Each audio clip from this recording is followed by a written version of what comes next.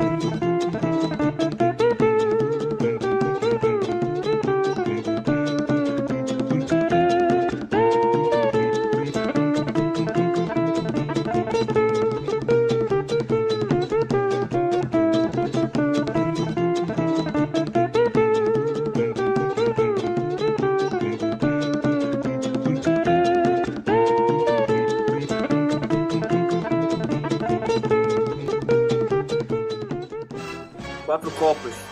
Será que vai?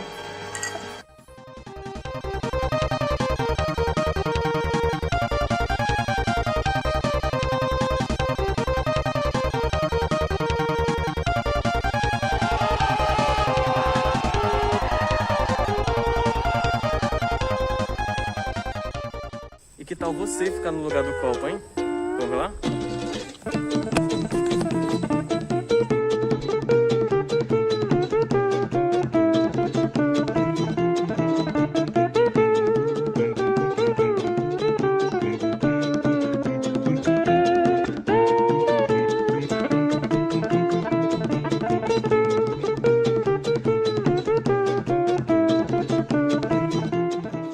Vocês devem estar se perguntando por que o copo não caiu, né, pessoal? Bom, quando a gente começou a girar o copo, ele fez uma trajetória circular. E todo corpo em uma trajetória circular, ele tende a sair pela tangente, na mesma direção que a velocidade. Bom, quando o copo está no ponto mais alto, é quando ele está na iminência de cair. E nesse ponto, nós vamos ter duas forças. A primeira é a força-peso e a segunda é a tração. Bom, a resultante dessas forças a gente vai chamar de força centrípeta, que é uma força que sempre aponta para o centro. E como o copo está na tendência de sair pela tangente, e como nós temos forças puxando ele para o centro, ele vai entrar numa trajetória circular, e assim ele não vai cair. Agora a gente vai apresentar para vocês melhor o que é força centrípeta. Bora lá! Toda vez que um corpo faz uma curva, o vetor velocidade muda de direção. A velocidade ela é sempre tangente à curvatura.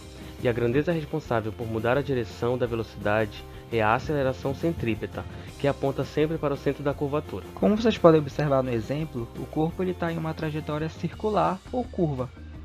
E a aceleração centrípeta, que é essa de verde, sempre está apontando para o centro. E a velocidade, que é a de vermelho, sempre está mudando de direção. Uma hora está para baixo, uma hora está para a esquerda, para o lado e assim vai. Essa aceleração ela faz com que o corpo não saia da sua trajetória pela tangente, e ela pode ser calculada pela seguinte fórmula. A aceleração centrípeta é igual a velocidade ao quadrado dividido pelo raio. Então aqui a gente pode fazer uma análise. A aceleração com relação ao raio, eles são inversamente proporcionais, e a aceleração em relação à velocidade são diretamente proporcionais. O que isso quer dizer? Se o raio aumentar, a aceleração diminui e a rapidez com que a velocidade muda de direção também vai diminuir. Porém, o módulo da velocidade permanece constante, já que se trata de movimento circular uniforme. A aceleração é responsável por mudar apenas a direção da velocidade, ou seja, maior aceleração, mais rápido muda de direção. Menor aceleração, mais lento muda de direção. E a gente pode observar isso nesse exemplo aqui. Aqui nós temos um raio maior em relação a esse. E como vocês podem observar, como o raio é maior, a aceleração centrípeta diminui e a rapidez com que a velocidade muda de direção também vai diminuir. Aqui, onde a gente tem um raio pequeno, faz com que a aceleração centrípeta seja maior e a velocidade mude de direção mais rapidamente. A segunda lei de Newton fala que se tem aceleração, existe força resultante, e nesse caso, iremos chamar essa força resultante de força centrípeta. A força resultante e a aceleração sempre apontam para o mesmo sentido, logo, a força centrípeta vai apontar para o centro da curvatura. Porém, a força centrípeta não é uma nova força, ela é o resultado de todas as forças que apontam para o centro, e pode ser calculada a partir da segunda lei de Newton, que é força resultante igual a massa vezes a aceleração. Só que como vocês podem observar no exemplo, a força resultante ela é igual à força centrípeta, e a aceleração nós podemos dizer que é a aceleração centrípeta. Logo, a força centrípeta é igual a massa vezes a aceleração centrípeta.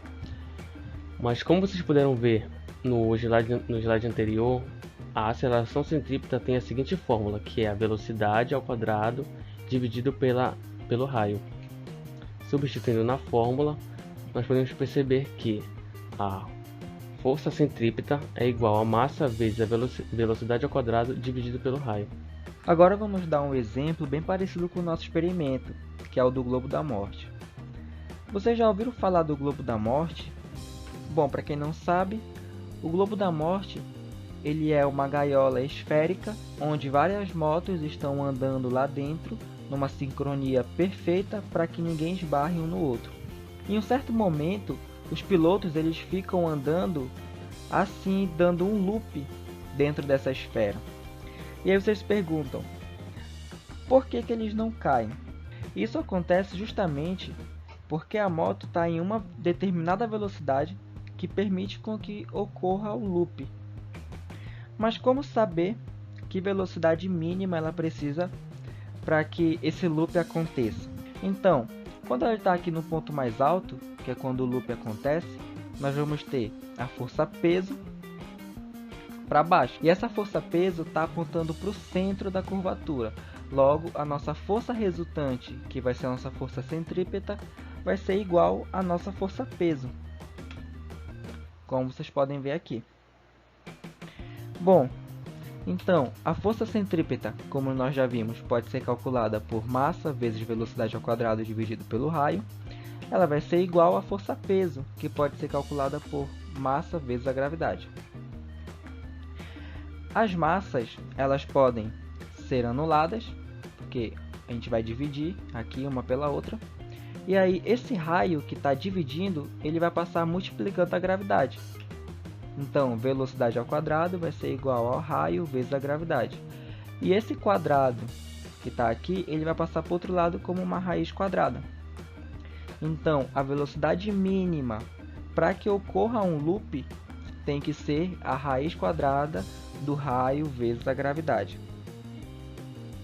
Até o experimento, para que ele possa ser realizado com sucesso, precisamos girar com uma certa velocidade mínima para que o loop possa acontecer com o copo.